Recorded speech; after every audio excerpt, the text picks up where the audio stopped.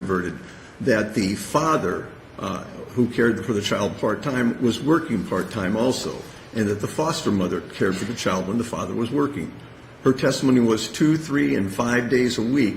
The father would work and the foster mother would care for the child. So I would argue to this court that K.A. is clearly distinguishable, where in this particular instance there were other persons caring for the child.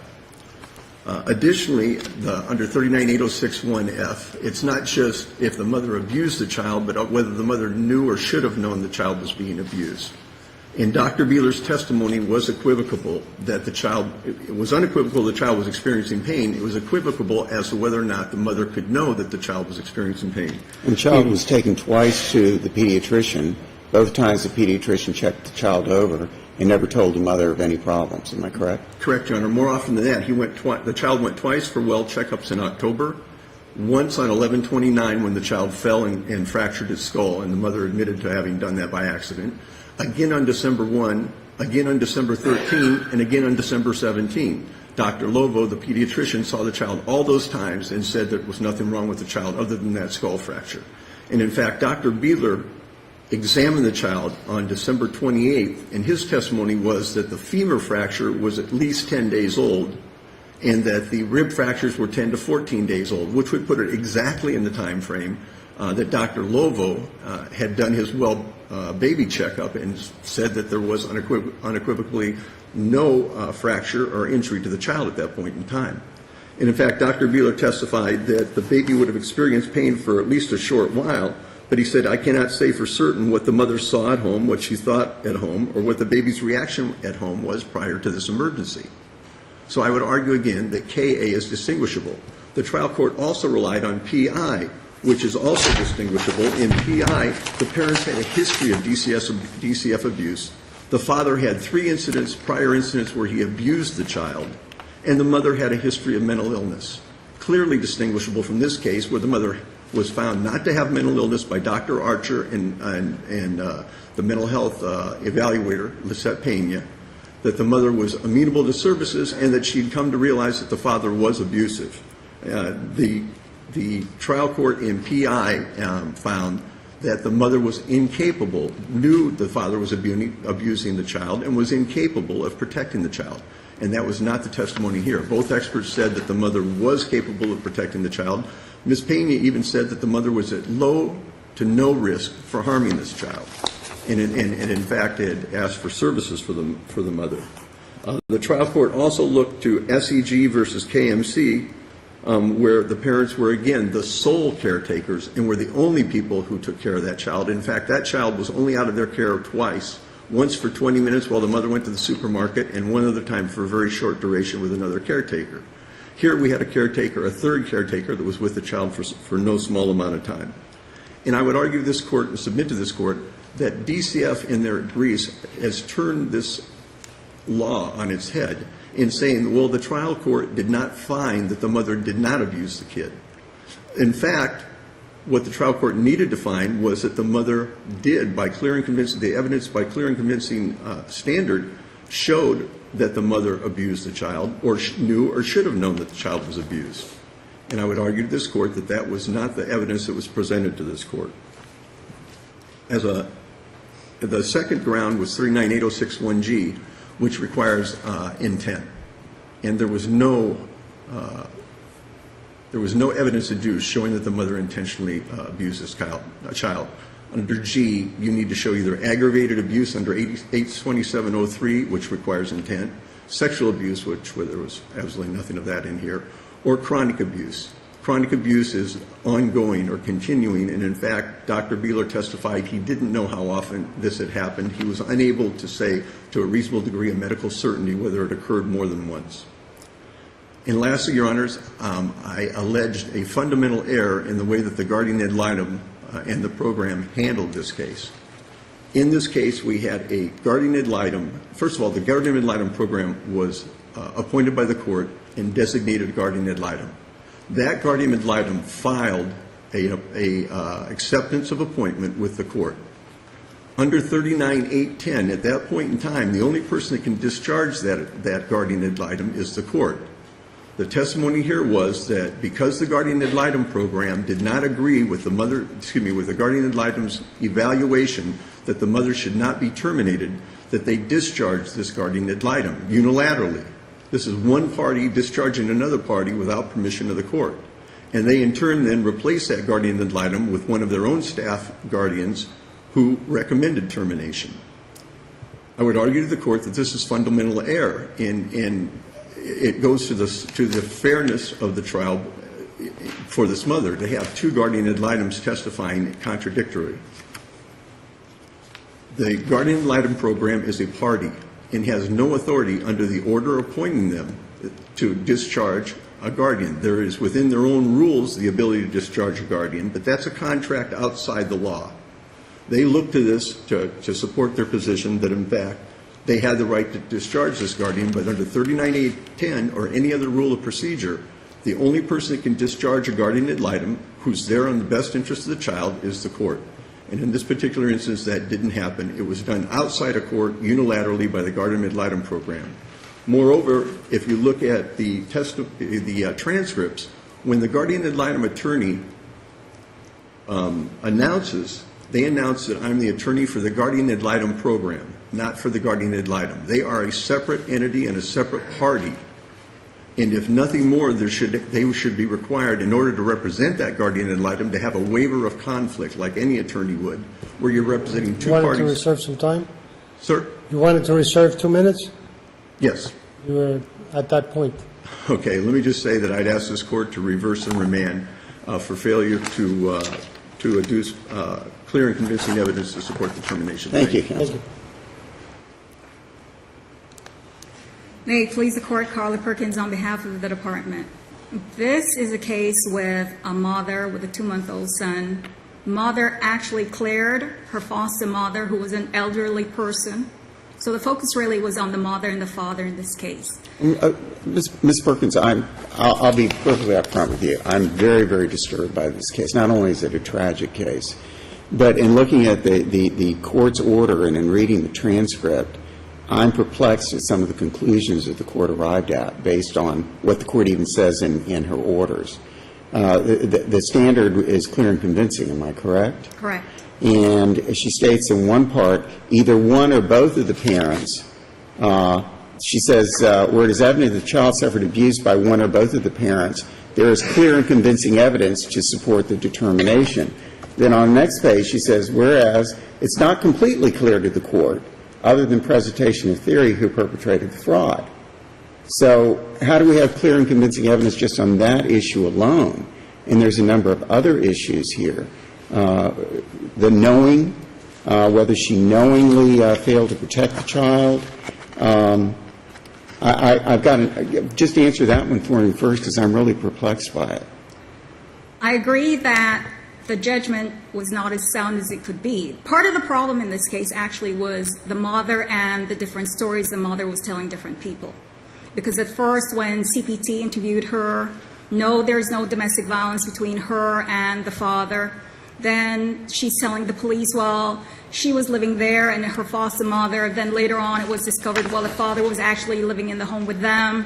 Then there are these problems where, she lies to the police also initially, then she corrects herself after she's given the Miranda, and she tells them, look, he actually did live there. He was there when certain things occurred. She was working. He was taking care of. So the Was problem, she terminated for lying to the police? I'm sorry, Judge? Was her rights, termination of her parental rights because of these discrepancies in her statements? Is that a basis for terminating some? No, that's not the basis, but that is why I think you have the problem with the judgment, where the judge was reflecting on the testimony that she heard, the fact that the mother would say one thing here, say something else there. The focus really for the lower court was really on the mother and the father. And the mom's, 1 minute she says this, the next minute she says that, was a problem for the court. And I think that's why you have a judgment. Did the judge find that she was not credible? Did she make a credibility finding in the final order? She did not per se say that the mother is not a credible person. Instead, she focused on the fact that, the mother was telling different things to different people, and so she felt that the mother was not forthright immediately in all circumstances. And the fact is, the mom's testimony herself showed that she knew of the violent propensity of the father of the child. Well, she knew from she had testified to a couple of instances of abuse. I agree with you. As to her, I agree with you. But I'm having a problem. Let's take it one step further. The knowing failure to protect. The court jumps to the conclusion that she knowingly failed to protect this child, and yet when you look at the record, I don't see where the record shows that she knowingly failed. This mother took the child to the pediatrician numerous times within a 2-month period, and every time the pediatrician told her the child was fine. Am I correct? You're correct, but there's also the testimony before the court where the father told the mother of the cracking of the baby arm. I agree with you, of the cracking of the baby's arm when he was playing with the baby. And she checked the arm out, she testified, right, and it seemed fine to her. Right. But she took this child, every time there was a problem, or she felt the child was ill or crying, she took it to the pediatrician. Pediatrician never once said, we have a problem. Pediatrician never once contacted DCF. Pediatrician said, and testified, as far as I could see, the baby was fine, and I told her the baby was fine. So, I mean, where is this knowing failure to protect? Well, the lower court is actually looking at the fact where a mother hears a baby's, is told that the baby's arm was cracking. Mom didn't take the baby to the emergency room right off. Mom knew of the violent tendency. But the mom took the baby to the pediatrician every other week for 2 months, whenever the baby cried. I mean, she was almost like the typical first mother. The moment the baby cries, you run to the pediatrician. And she did. If there had been some testimony from the pediatrician that I said, you know what, we may have a problem here, or the pediatrician, which is his obligation to do under the law, contacted DCF, then I can see arriving at knowing. But there's just, even in the judge's order, which she tries to be very detailed, she doesn't even explain how she jumped to knowing. And she uses the phrase knowingly failed a number of times, but doesn't say how she arrives at it. And then she makes a statement in paragraph 18b. The court finds that the parents, including the mother, lack the ability and disposition to provide the child with food, clothing, medical care, and other medical care recognized and permitted. There's no testimony as to that in the record.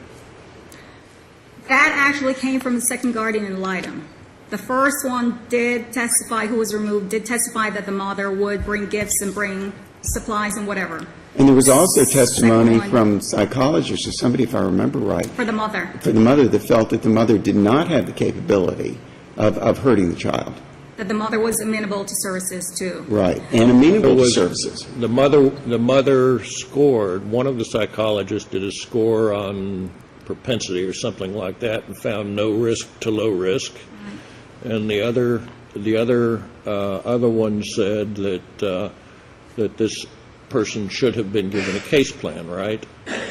Correct. And the first guardian said that she disagreed. He disagreed with termination, and the second one, who I gather is an employee of the Guardian ad litem program, as distinguished from a volunteer, said termination. Correct. Correct. And you say despite all of that, that this case amounts to not just preponderance, but that there's sufficient competent evidence to support termination by clear and convincing evidence, meaning being convinced without hesitation. Well, the lower court is looking at the facts that were presented before the court. Of course. And the court is looking at the mother, looking at the fact that, and if you look at, the department actually responds to the mother's citing to NL, which is at 843 Southern 2nd 996 out of the 1st District. And in that case, which was also an egregious conduct case, that court actually spoke about mother's knowledge that the boyfriend, she had no knowledge that the boyfriend had any propensity towards violence. Here, the fact is the mother knew of the boyfriend, the father of the child's propensity to violence. She's experienced that even when she was 3 months pregnant. The But fact is, the statutory criteria is more than that the parent had the opportunity and knowingly failed to prevent egregious conduct. And here the testimony of the chief doctor, Dr. Beeler, is at a minimum ambivalent on that. that is true. And He so was. if it's ambivalent, if the testimony is ambivalent, as distinguished from K.A., where there was expert testimony that any caretaker changing the infant's diaper should have been aware of the femur fracture, how can we conclude that there was sufficient competent evidence to find the termination was appropriate beyond up to the clear and convincing standard? To explain what the lower court's looking at, I think the totality of the circumstances is what the lower court did, where the lower court just factored everything into the mix. Mom's lack of telling everyone right off he was living there, what was going on, the cracking of the arm, But my problem is it's not a motion to suppress under the Fourth Amendment where the police have to look at the totality of the circumstances. I don't think that's a standard. You can't just say, well, the trial court, you got to trust the trial court to do the right thing, and so they looked at everything, and that's what they decided. The trial court has to look at everything and then find by clear and convincing evidence. Right, so that what the evidence facts were is there proven. that this mother knew that the boyfriend who was violent against her was also violent against the child? The fact that, the mother actually testified to the cracking of the arm, the fact that she observed him holding the baby in an improper manner on more than one occasion. And then took And the court looks at all of the that. child to the pediatrician. That's the problem. If we didn't have the testimony that when she knew that, she tried to take measures by taking the child to the pediatrician, then you would have a better argument. Yes. Anyway, we need to wrap Let up. me ask you this, counsel. With respect to the guardian ad litem being replaced, it does seem that that 39.820, I think it is, at least suggests that guardians, once they accept appointment, cannot be removed without court approval. Is there any case law on that subject? Not that I know of. Do you agree that's what the statute says? The statute that I'm referring to, 39, what is it? 820? 39.820. Doesn't it say that the GL is one who serves until discharged by the court? Correct. Was this person ever discharged, the first one? I don't know that, I've not seen that in the record. Right. I've just seen that another person came in and replaced that person. I think part of the thing here is the guardian ad litem program. A lot of times when the court's announcing, they'll say they want a guardian, which inherently links up Anybody. to the guardian program. Sure. So, But- yeah, so I think But that's here what we it is. have one. Another question is, in this particular final order, the court said the parents shall have no further contact and no visit with the child. That strikes me as, well,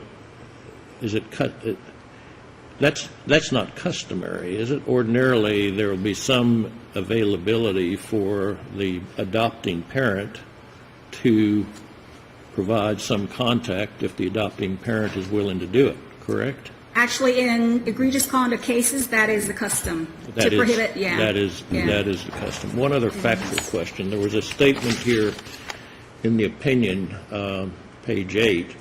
Court notes on January 11, the day before the filing of the first TPR petition, the mother attended an appointment with the father. What was that? I couldn't find that in the record. Do you know? That was when I believe she went with him to, I think it's the therapist initially. To a I think that's the first, yeah. Paragraph 17. I just couldn't find it in the record. Yeah.